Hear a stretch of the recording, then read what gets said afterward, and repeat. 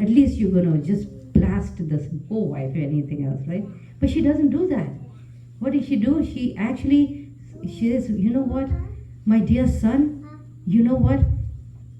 Whatever your stepmother says is actually correct.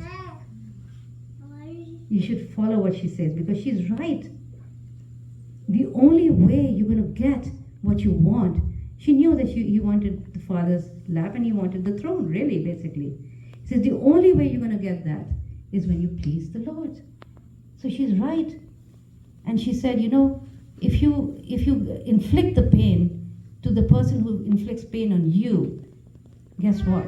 You're going to get that pain too. You know, for example, if somebody hurts you and you retaliate, which is a very natural instinct, right? You give back, right? But then you take half that karma. I mean, the person who hurt you is obviously going to go through a reaction, right? There's going to be some karma there. You know, if he's done something, it's obvious, you know, somebody has hurt or done something mean, right? But then when we give back that pain or say something, then we incur half of that karma. And she knew that science. She knew the law of karma, you know, how it works. And she says, don't retaliate. Don't give anybody the pain just because you've received that pain, because this will come back to you. Okay. She says, don't be envious. One would think Suruchi is the one who's envious. Why is Dhruva being envious? Well, Dhruva is envious because, you know, because he's not accepting this as part of his own karma, as part of the Krishna's plan, or rather the mercy. And you'll see why it became a mercy, Krishna's mercy and plan.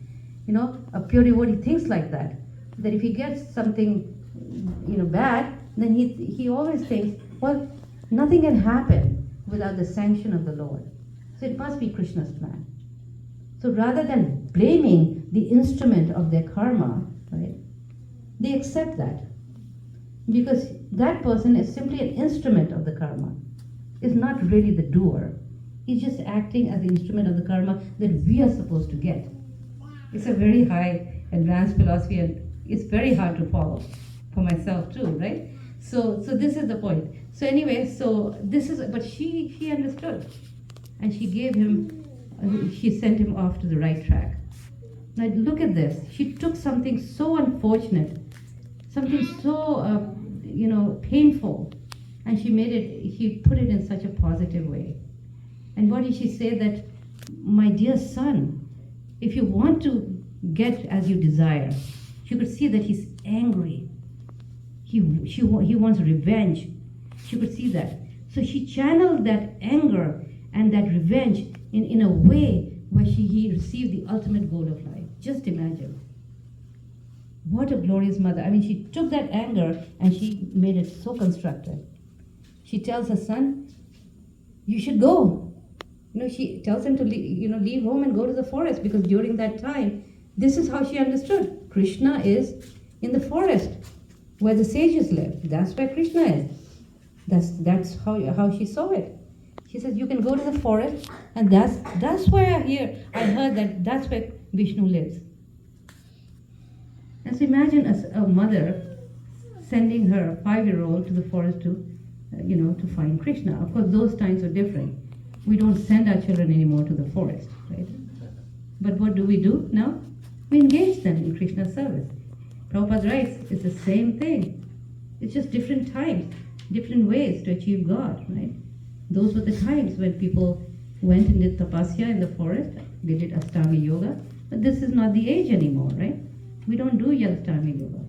It's very difficult. For Astami Yoga, you have to leave home. You have to be celibate. So many requirements are there, right?